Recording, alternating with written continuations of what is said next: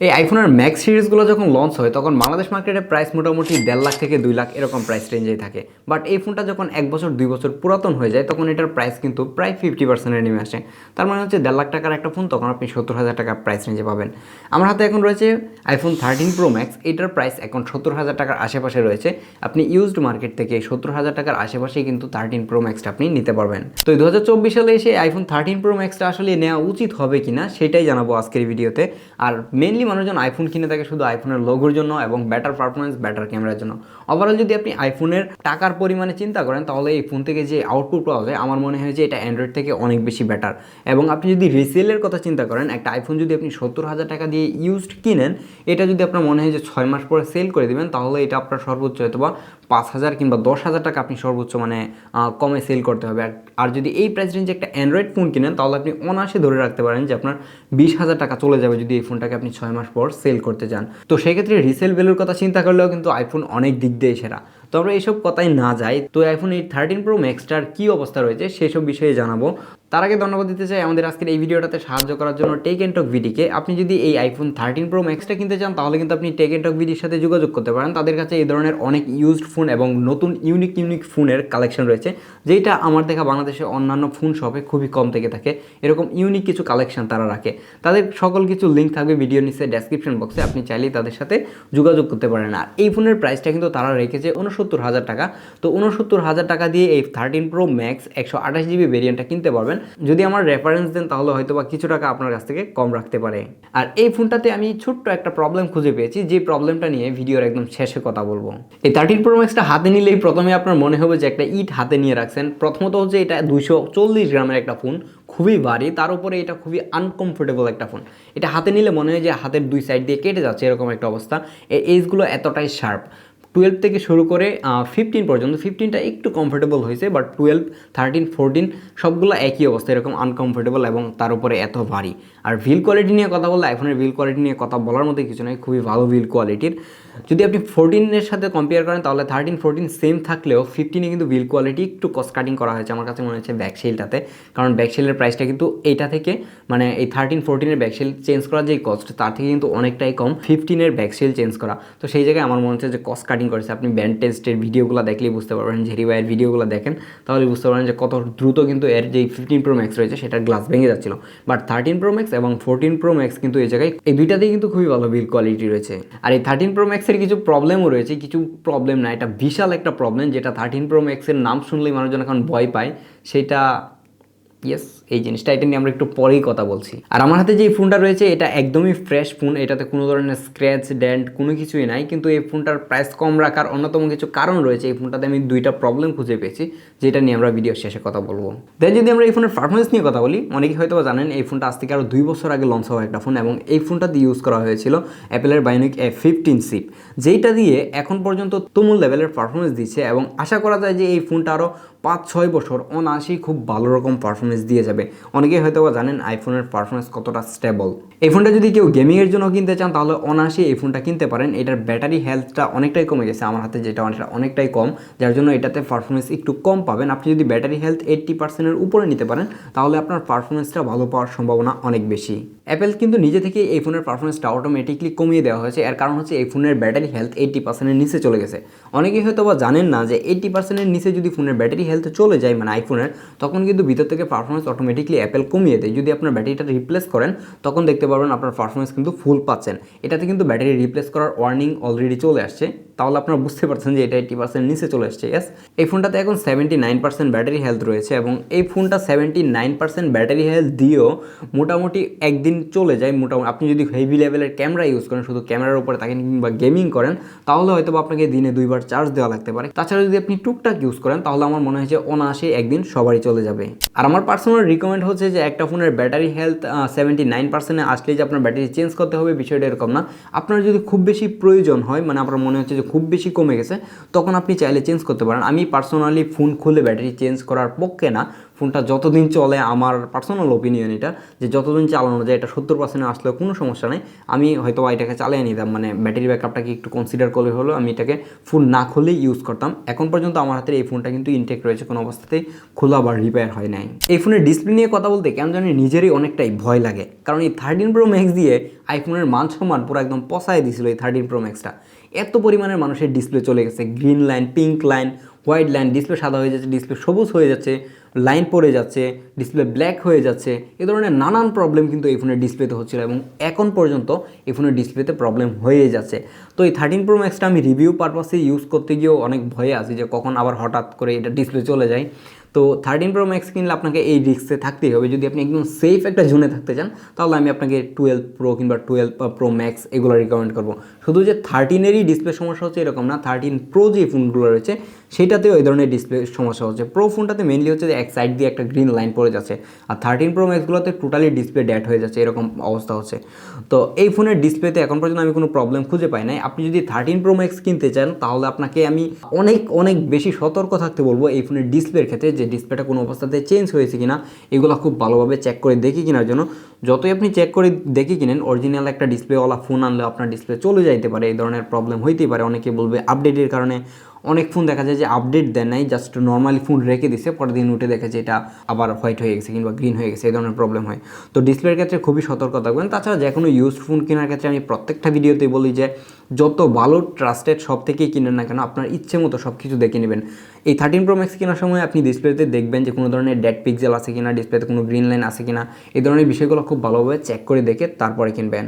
এই ফোনটাতে ইউজ করা হয়েছে 6.7 ইঞ্চির একটা সুপার XDR OLED ডিসপ্লে, যেটা 120 Hz এবং HDR10+ সাপোর্টেড। আর এই ডিসপ্লেটার পিক ব্রাইটনেস 1200 নিটস। আর আইফোন কিন্তু তাদের ডিসপ্লেতে প্রমোশন দেওয়া শুরু করেছিল এই 13 Pro Max থেকে। আপনি যদি এর আগের ভেরিয়েন্টগুলোতে যান, মানে 12 Pro Max-এ, তাহলে কিন্তু আপনি এই 60 Hz নর্মাল ডিসপ্লেগুলোই পেতেন, কিন্তু এই 13 Pro Max থেকে কিন্তু 120 Hz রিফ্রেশ রেট যে ডিসপ্লেটা রয়েছে সেটা অফার করছে। অনেকেই কিন্তু বলছিল যে 120 Hz দেওয়ার কারণে হচ্ছে এটা ডিসপ্লে চলে যাচ্ছে। বিষয়টা একদমই এরকম না। এই বিষয়গুলো হচ্ছে যে আমাদের সাউথ এশিয়ার যেই দেশগুলো রয়েছে এইগুলোতে এই ফোনের ডিসপ্লেটার বেশি প্রবলেম দেখা যাচ্ছিল। ইউএস ফোনগুলো, আমি বলতেছি না যে ইউএস ফোন, আমার হাতে এই ফোনটা কিন্তু ইউএস ভেরিয়েন্টের, ইউএসএ যে ফোনগুলো রান হচ্ছে, মানে চলতেছে, মানুষজন চালাচ্ছে, এই ফোনগুলোতে খুব বেশি একটা এরকম প্রবলেম শোনা যাচ্ছে না। বাট এই রিজিয়নটাতেই কিন্তু এই প্রবলেমটা হচ্ছে। অনেকেই বলতেছে যে আপডেটের কারণে, অনেকেই বলতেছে আমাদের দেশে গরম বেশি হওয়ার কারণে। তো এইটা যে কী কারণে হচ্ছে সঠিক এটা এখন কেউ খুঁজে পায় না এবং আমিও পাইনি। অনেকেই হয়তো জানেন যে 13 Pro Max-এ কিন্তু লাস্ট 3টা ক্যামেরা ইউজ করেছিল 12 মেগাপিক্সেল, এবং 14 Pro Max-এ গিয়ে কিন্তু তারা প্রাইমারি ক্যামেরাটা 48 মেগাপিক্সেল ইউজ করতে শুরু করে। এবং এই ফোনের 12 মেগাপিক্সেলের প্রাইমারি ক্যামেরাটার অ্যাপারচার f1.5 এবং এর ফোকাল লেন্থ 26 মিলিমিটার। এতে থাকা যে আলট্রাওয়াইড লেন্সটা রয়েছে সেইটাও 12 মেগাপিক্সেল, এর অ্যাপারচার f1.8 এবং এর ফোকাল লেন্থ 30 মিলিমিটার। এবং এতে থাকা যে টেলিফোটো 3x অপটিক্যাল জুম লেন্সটা রয়েছে সেইটা হচ্ছে 77 মিলিমিটারের, এর অ্যাপারচার হচ্ছে 2.8 মিলিমিটার।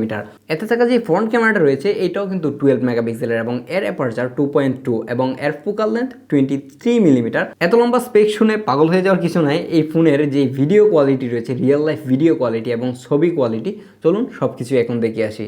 আইফোনের সিনেম্যাটিক মুড নিয়ে কথা বলতে একদমই ভুলে গেছিলাম। আইফোনের কিন্তু এই 13 সিরিজটা দিয়ে কিন্তু তাদের সিনেম্যাটিক মুডটাকে ইন্ট্রোডিউস করেছিল, এবং এই সিনেম্যাটিক মুডের কারণেই এই 13-এ অনেক মানুষ সুইচ করেছে। এবং এই 13-এ সিনেম্যাটিক মুড নিয়ে আমরা কথা বলবো না সেটা তো একদমই হয় না।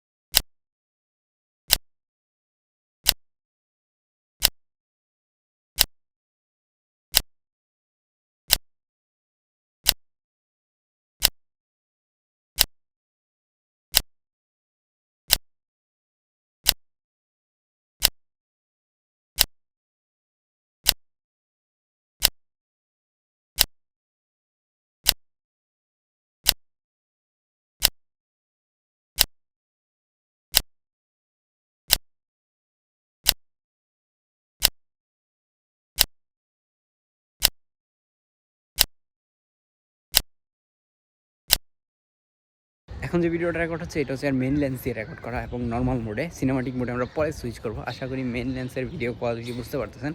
আমি এটার এইচডিআরটাকে অফ করে রেখেছি, এখন যদি দেখেন তাহলে এইচডিআর কোয়ালিটিটা আশা করি বোঝা যাবে। আইফোনের এইচডিআর অনেক ভালো, বাট আমি অফ করে রাখার অন্যতম কারণ হচ্ছে যে এইচডিআরটার প্রিমিয়ার প্রতি যখন আমি যাব তখন এটার ভিডিওটা ঝামেলা করে, মানে এইচডিআর ভিডিওটা ঠিকঠাক মতো এডিট করা যায় না, মানে কেমন জানি হয়ে যায়। তো যার কারণে আমি অফ করে রাখছি, ওই প্যারাটা আমি নিতে চাচ্ছি না।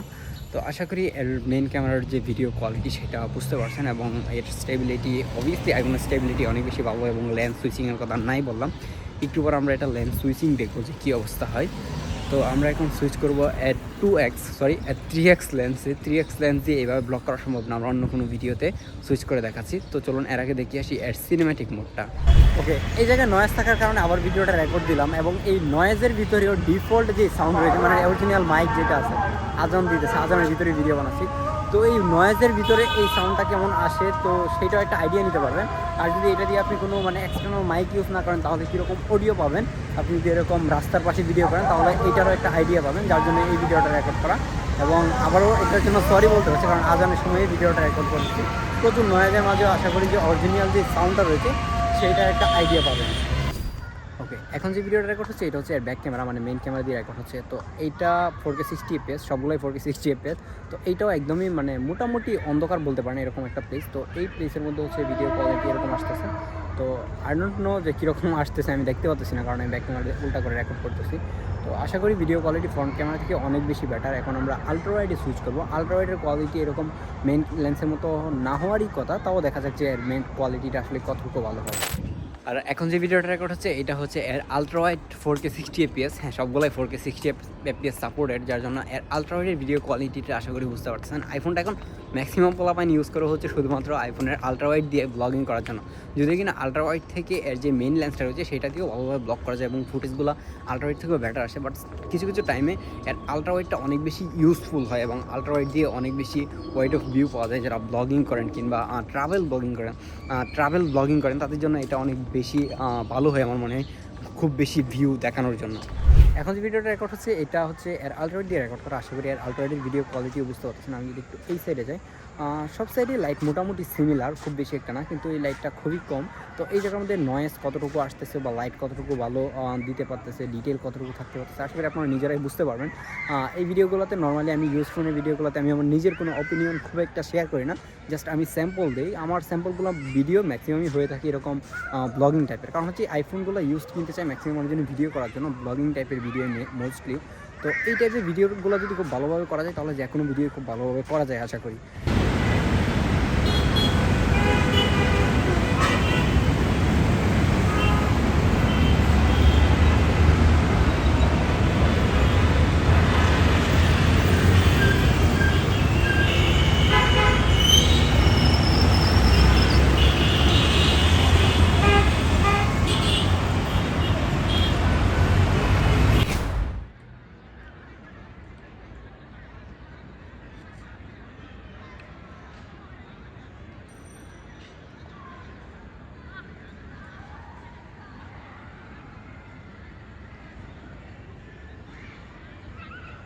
আশা করি যে সবাই এই ফোনের ক্যামেরা কীরকম রয়েছে এই 2024 সালে এসে, 2 বছর পরে এসে এই ফোনের ক্যামেরার পারফরমেন্স কীরকম দিচ্ছে, ক্যামেরার কোয়ালিটি কীরকম দিচ্ছে, সেই সব বিষয়ে ডিটেলে একটা ধারণা পেয়েছেন, যার জন্য আমার মনে হয় যে আমাদের চ্যানেলটাকে সাবস্ক্রাইব করা উচিত।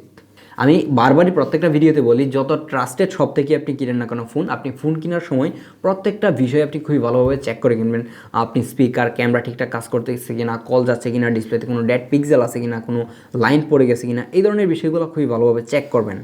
আর সেকেন্ড যে প্রবলেমটার কথা বলতাম সেটা হচ্ছে যে এই ফোনের ডিসপ্লেতে কিন্তু প্রবলেম হয়। এখন রিসেন্টলি এই ফোনের যে প্রবলেমগুলো এগুলো শোনা যাচ্ছে না, যে 13 Pro Max কিংবা 13 Pro ফোনগুলোতে ডিসপ্লে চলে যাচ্ছে, এই ধরনের প্রবলেম রিসেন্টলি শোনা যাচ্ছে না, যার জন্য আমার মনে হচ্ছে যে এখন হয়তো বা এটা তারা ফিক্সড করে ফেলেছে, এখন এই ডিসপ্লের চিন্তাটা খুব বেশি একটা করা লাগবে না।